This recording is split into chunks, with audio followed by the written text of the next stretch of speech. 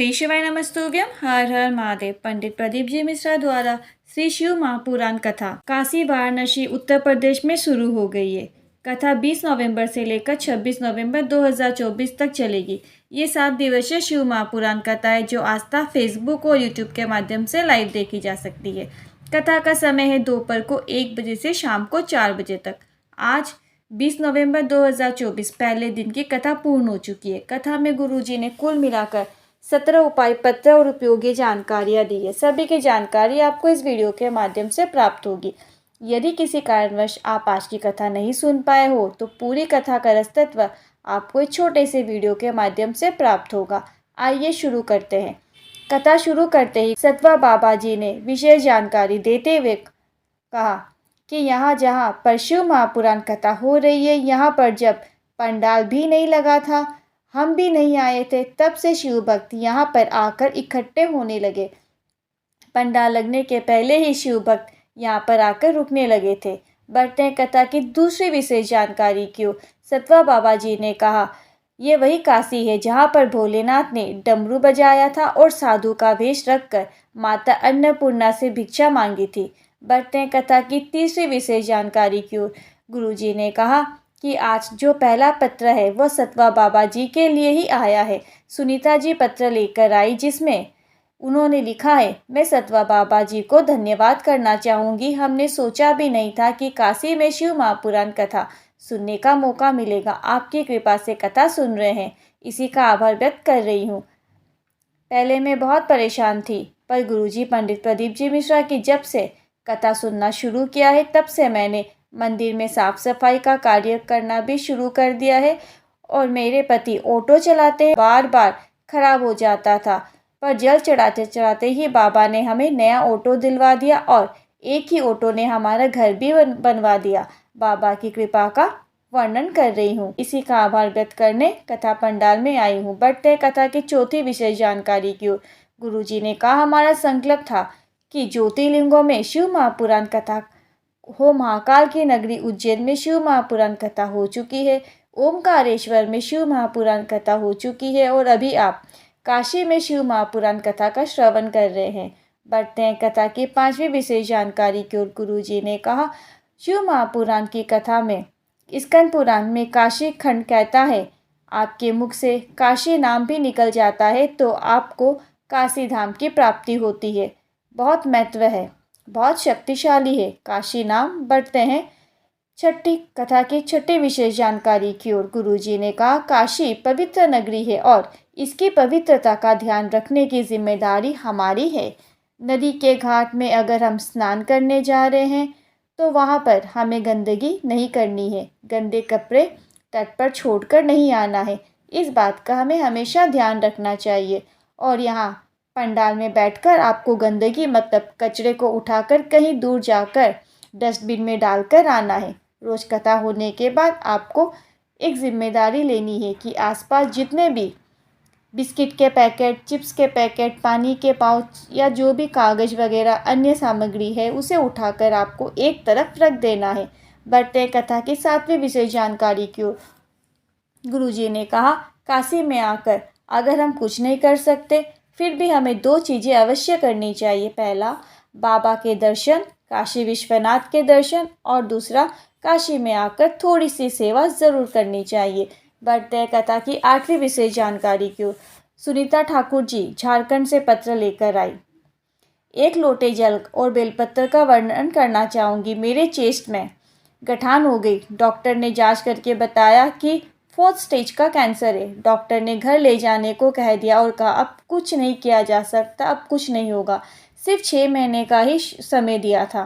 गुरुजी, आप कहते हैं दुनिया में ऐसी कोई समस्या नहीं जिस समस्या का हल 1 लोटा जल ना हो। मैंने बाबा पर 1 लोटा जल चढ़ाना शुरू किया। शिवहर से रुद्राक्ष बुलवा लिया। रोज रुद्राक्ष वाला जल शिवलिंग पर अर्पित करती, थोड़ा सा जल प्राप्त करके उसका आचमन कर लेती। कुछ दिनों बाद दोबारा डॉक्टर के पास जांच करवाने गई तो मेरा कैंसर पूरी तरह ठीक हो चुका है, मुझे कैंसर नहीं है। इसी का आभार व्यक्त करने कथा पंडाल में आए हैं। बढ़ते कथा की 9वीं विशेष जानकारी की ओर। कीर्ति मिश्रा जी पत्र लेकर आई। स्नातक पास होने के बाद भी सरकारी नौकरी का प्रयास कर रही थी, पर कहीं से भी नौकरी नहीं लग रही थी। कुछ नंबरों से हमेशा रह जाती थी। चैन ही नहीं हो पा रहा था। माँ ने आपकी कथा के बारे में बताया और भोलेनाथ के मंदिर में जाकर एक लोटा जल शिवलिंग पर चढ़ाने को बताया। साफ सफाई करने को कहा। मैंने मेहनत 4 गुना अधिक की। बाबा के मंदिर में साफ सफाई का कार्य किया।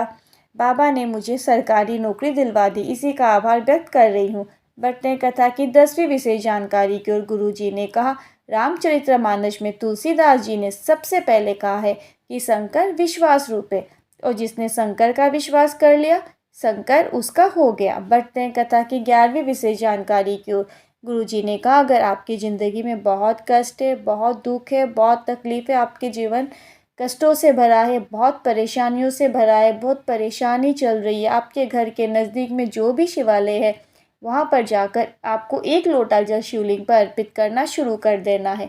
मंदिर में साफ सफाई करना शुरू कर देना है। बाबा जरूर सुनेगा, क्योंकि इसके द्वार की चाकरी कभी भी खाली नहीं जाती।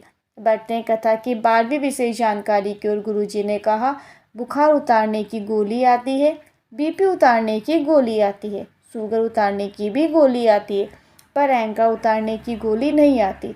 बढ़ते हैं कथा की 13वीं विशेष जानकारी की ओर। गुरुजी ने कहा, मुंह में अनाज जाने के बाद अनाज में अगर कंकर आता है और जीवन में अगर संकट आता है, उसे और कोई नहीं निकाल सकता, उसे केवल महादेव ही निकाल सकते हैं। बढ़ते हैं कथा की 14वीं विशेष जानकारी की ओर। गुरुजी ने कहा, तस्वीर में सब साथ नज़र आते हैं, पर जब तकदीर विपरीत हो जाती है तो कोई साथ नज़र नहीं आता, ये निश्चित है।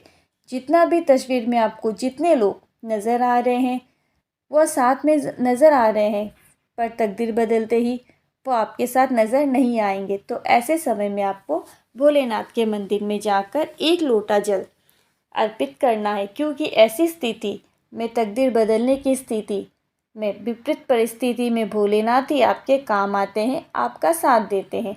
बढ़ते हैं कथा की 15वीं विशेष जानकारी की ओर। गुरुजी ने कहा, इस काशी शिव महापुराण कथा के बाद अगली शिव महापुराण कथा 7 दिसंबर तक होगी।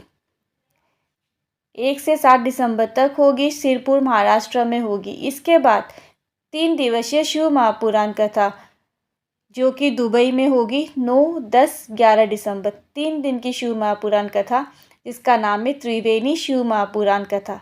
ये कथा भारत से बाहर दुबई में होगी। इसके बाद की जो कथा होगी वो होगी 16 दिसंबर से लेकर 22 दिसंबर 2024 तक मेरठ में। ये 7 दिवसीय शिव महापुराण कथा है। बढ़ते हैं कथा की 16वीं विशेष जानकारी की ओर। गुरुजी ने कहा, शिव महापुराण की कथा कहती है, शंकर भगवान को जल चढ़ाने जाओ तो गणेश भगवान, कार्तिकेय भगवान, नंदी, माता पार्वती की जो प्रतिमाएं मंदिर में रहती है उनमें अलग से आपको जल चढ़ाने की आवश्यकता नहीं है, क्योंकि शिवलिंग में ही गणेश भगवान जी, कार्तिकेय माता, शोक सुंदरी माता पार्वती, 64 योनियाँ के साथ साथ संपूर्ण शिव परिवार का स्थान होता है। जल शिवलिंग के नीचे से निकल कर जाता है 33 कोटि देवी देवताओं का स्थान होता है, अर्थात सिर्फ शिवलिंग पर जल चढ़ाने से सभी को जल प्राप्त हो जाता है। बढ़ते हैं कथा की 17वीं विशेष जानकारी की ओर। गुरुजी ने कहा, स्कंद पुराण के काशी खंड में आपको वर्णन मिलता है कि आप कोई व्रत रखो, कोई व्रत ना रखो, कोई भी भगवान का व्रत हो, पर उस व्रत का फल आपको कोई भी देवता शिव जी की आज्ञा के बिना नहीं दे सकते। शंकर भगवान कहेंगे तभी आपको आपके द्वारा किए गए व्रत का फल प्राप्त होता है। मेरे द्वारा दी गई जानकारी आपको जरा भी हेल्पफुल लगी हो तो कमेंट में हर हर महादेव ज़रूर लिखें और अधिक से अधिक लोगों के साथ शेयर करें। श्री शिवाय नमस्तुभ्यम। हर हर महादेव।